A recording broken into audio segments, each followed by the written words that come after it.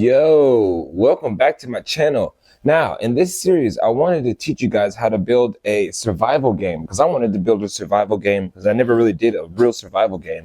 But let's do it from scratch. So, first thing first is you have to open a brand new Unreal project. And in this case, I think I'm using Unreal Engine, I'm using Unreal Engine 5.4, which they have 5.5 out, but for this tutorial, I'll use 5.4. I am building another game in 5.5.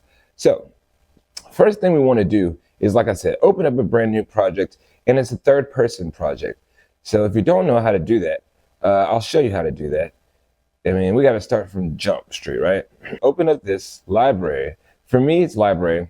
I'd have to go to my Unreal Engine and launch 5.4 or just open up the game that I just made.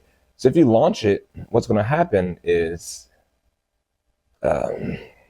it'll just launch, and so you wait for it to open, which it shouldn't take too long.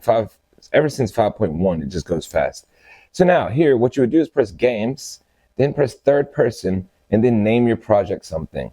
For me, I have recent projects, so I'll just open up the one that I started. In today's video, what we're going to do is we're going to make sure that we get a few things going here to make sure our game is going to be fun. So first thing is, let's see what we're even working with. This is a third person template. When we're making a survival game or any game, we don't have to start with anything. We need to just work on how our character moves and everything. So let's press play. You should have a default character, and with Unreal, you can just move around the map, spacebar to jump, move your mouse around, and it turns the camera. So, that's cool. It moves around pretty good. What we're going to do eventually is we're going to replace this character with our own character. But that's a good start. So everything's working there. Your Unreal is good. Now for us, we don't need to worry about doing a new level. We'll do that later. So first thing we need to do is let's get some things straight. So in order for this game to run pretty cool, let's make sure our settings are a little bit cool. One thing I like to do all the time is come up here to project settings and turn off motion blur. So what I did is I clicked on edit, and then I went to project settings, and then I'll search right here for motion blur. Just type in the word motion, and you'll see motion blur somewhere. I'll just type in motion blur. Okay, there it is. For me, I'm turning it off. That saves a little bit of resources as far as making your game. Another thing is, if you know the name of your game, you can come over here and name it and all that kind of stuff. But we can also do that way later. Nothing else here. We can click X out of here. So now the motion blur is turned off. Let's get our character being able to do a couple things before we replace them.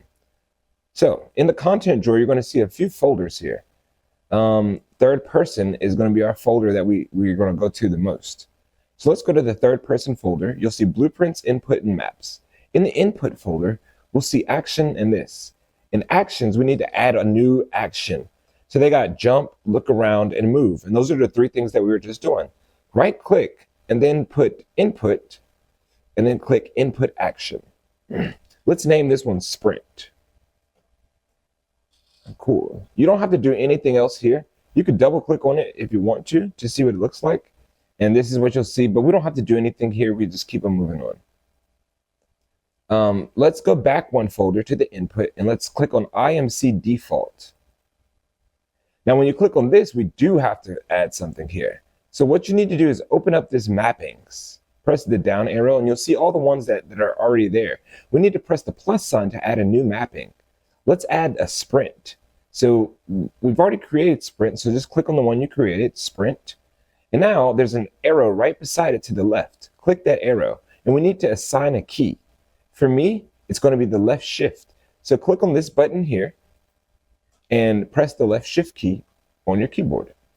Now, if you're playing with a game controller, you need to add another mapping here. So I'm going to add a plus sign.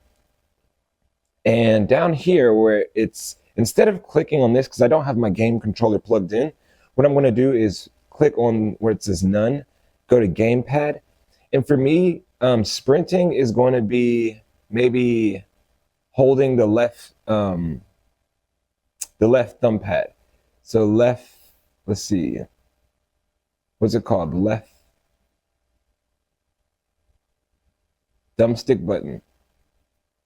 There we go. And all you have to do is save, and you can close out of that. So now I've got the left thumbstick button on my controller or the left shift on my keyboard. And I could have added the right shift on my keyboard and any other buttons that I wanted to make sprint. But at least we got a sprint now. And it doesn't work yet because we have to tie it to the player. So I know that we're jumping in really far ahead, but this will save us some time later. So let's go ahead and tie it to the player. If you're lost right now, don't worry, because we're not doing too much. We're just giving this guy a sprint. There's 3 folders in the third person folder. Blueprints is the one we want now.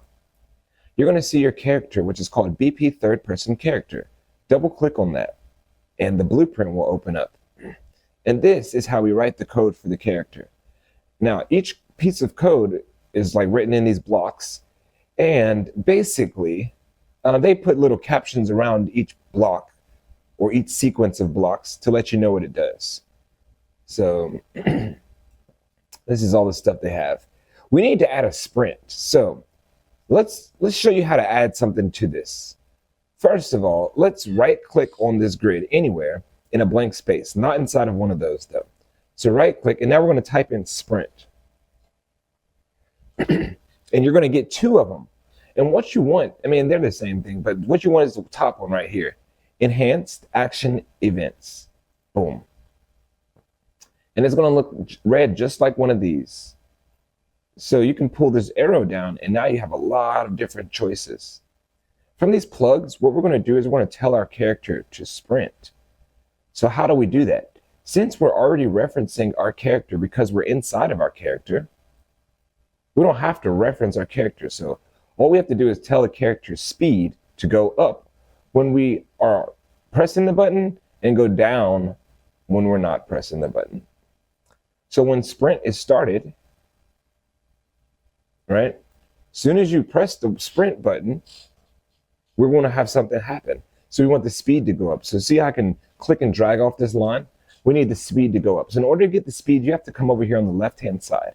And this is our character stuff. All of this stuff is our character. It has the things that we're going to use later, like the camera and all this stuff.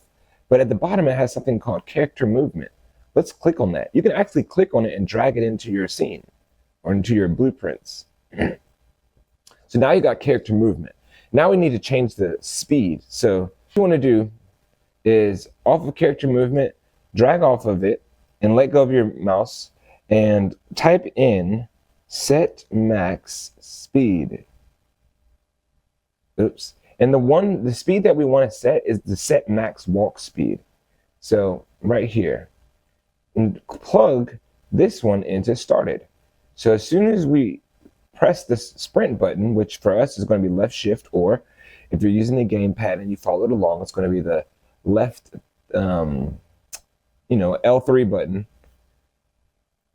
It's going to set the max walk speed, but we don't know what we want to set it to. We need it to go faster than it already is, but what is it at already? Click on character movement, and over here, you're going to be able to see what it is. So the max walk speed, if you scroll down, it'll tell you max walk speed right here under character movement walking is 500 default. So we may shift this around later, but let's go ahead and set it at something like, I don't know, 900, right? So we can see a difference. Now, cool there. Now, the next thing that we have to do is when they let go of the sprint button, meaning when it's completed, they have to go back to their default speed. So all you have to do is click on this set max walk speed, Control C and Control V to copy and paste it, and plug it into completed. Also plug the blue target into character movement. Now on this bottom one, set it back to 500. Compile at the top left and save. Now, when you press play and you run around and you press left shift, you'll notice that it's going way faster. And when I let go of shift, they go regular speed again. Fast, regular speed. fast, regular. So let's see if we can make this more dramatic so you can see the difference.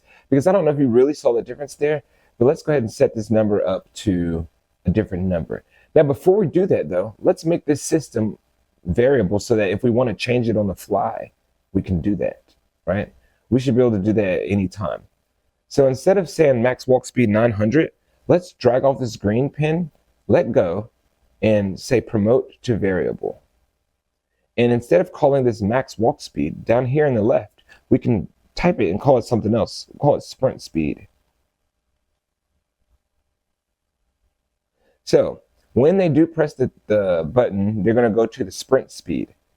And now we can drag off this one, and we can promote it to a variable. And we'll call this default speed. Okay, compile and save. Now, if you click on default speed, you'll see it's at 500. If you click on sprint speed, you'll see it's at 900.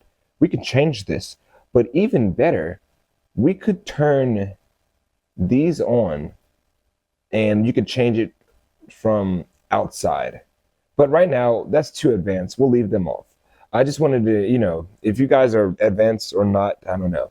We're jumping way ahead, but I wanted you to have something tangible in the first tutorial before we get into like some really, really deep stuff.